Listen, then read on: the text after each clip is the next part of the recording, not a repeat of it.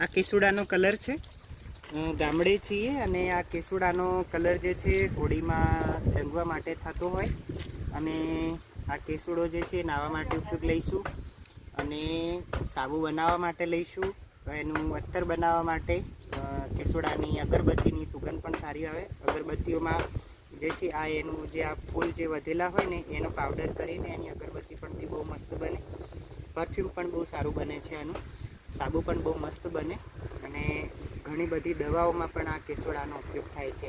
જેમ કે લકવાગ્રસ્ત લોકો હોય એ કેસુડાના પાણીથી નાય તો પણ બી એને થોડી ઘણી આરામદાયક એવી લાગે કે મને થોડું હળવાશ પણ જેવું છે।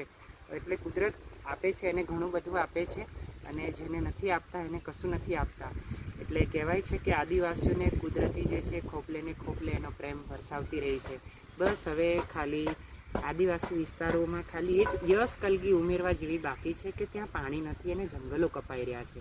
બસ આ અટકવું જોઈએ અને આદિવાસીઓને પાણી મળવું જોઈએ, જેથી કરીને આવી જે સંપત્તિ જે છે કુદરતે આપેલી એ બધી બચી શકે। જોહાર।